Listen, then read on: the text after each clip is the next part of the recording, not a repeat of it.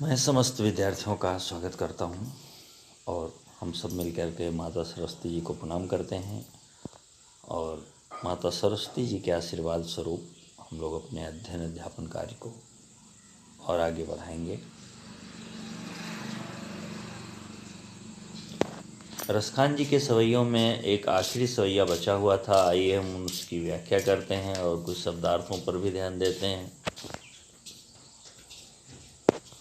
इस चौथे वाले सवैये में एक विशेष चीज़ है कि गोपियाँ परेशान हो चुकी हैं, बिल्कुल पक चुकी हैं।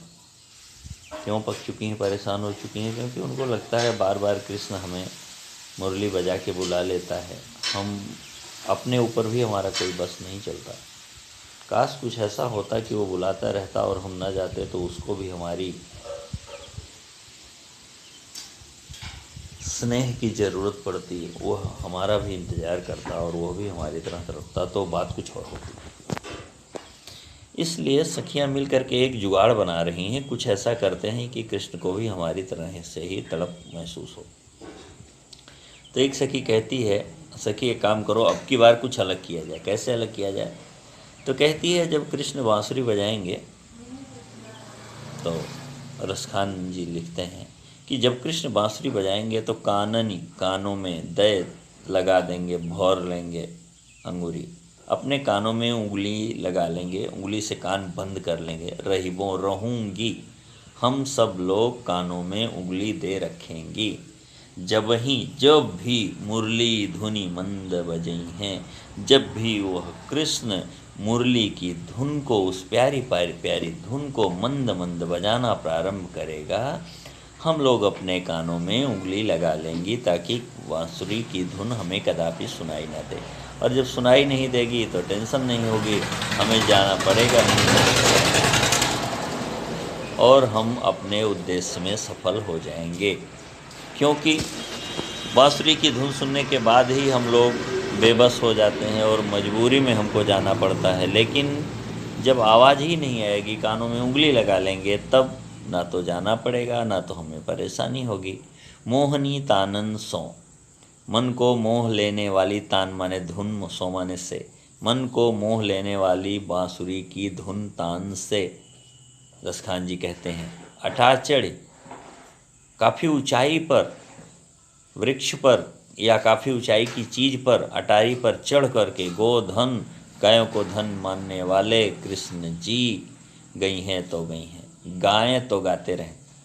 अगर कृष्ण किसी अटारी पर चढ़ के गायों को ही श्रेष्ठ धन मानने वाले जो कृष्ण हैं, वो अटारी पर चढ़ के बांसुरी बजाएं और गायें तो गाते रहें, हम कान में उंगली डाल लेंगे, हम उनकी बात नहीं सुनेंगे, हमको जाना नहीं पड़ेगा। तब कृष्ण को पता चलेगा जो हम लोगों को परेशान करते हैं कि किसी को परेशान कैसे किया जाता है, उनको भी हमारी ज़रूरत पड़ेगी, उनको हमारे स्नेह की आवश्यकता होगी। तब जब हम लोग नहीं जाएंगे तब हमारा महत्व उनको पता चलेगा।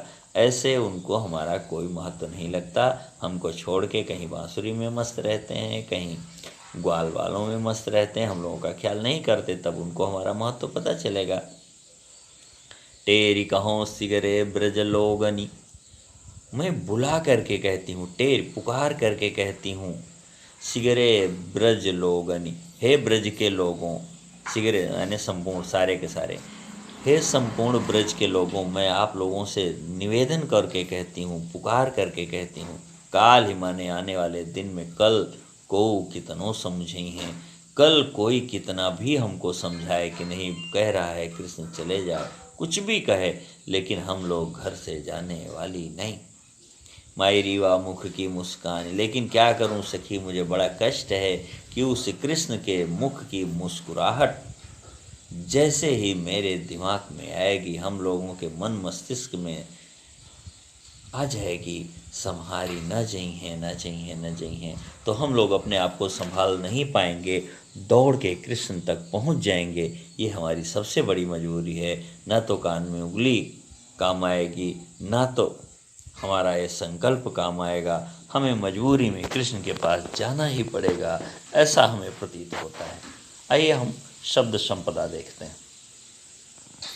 रसखान जी इसके कवि हैं। सवैये के रूप में ये सारा पद्य लिखा गया था, जिसको आपने पहले भी जाना। बसों माने निवास करूं, ये शब्दार्थ हो गया।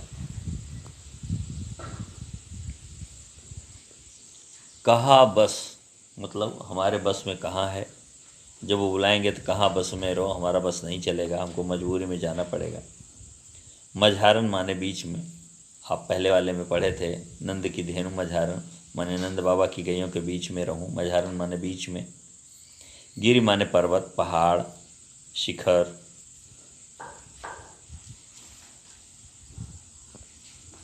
पुरंदर माने इंद्र, देवराज इंद्र। कालिंदी यमुना जी नदी का नाम है, यमुना जी जो कि ब्रज में बहती थी। कामरिया गाय चराने वाले बच्चे कंबल रखते हैं साथ में, उस पर बैठने के लिए कंधे पे रखे रहते हैं, जहाँ कहीं बैठना या सोना होता है बिछा के सो जाते हैं, कामरिया। तड़ाग तालाब, जलाशय। कलधौत धन संपदा से युक्त, सोने चांदी धन संपदा से युक्त महल इत्यादि, घर इत्यादि।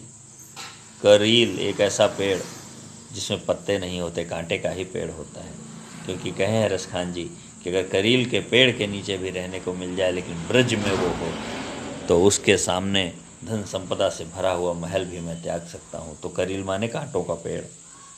वारों न्यौछावर कर दूँ, समर्पित कर दूँ, भाव तो पसंद आए, अच्छा लगे।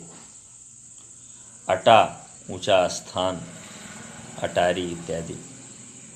टेर पुकार करके कहना, बुलाना, निवेदन करना। ये सारी शब्द संपदा थी जो मैंने आपके सामने विस्तार पूर्वक वर्णन किया।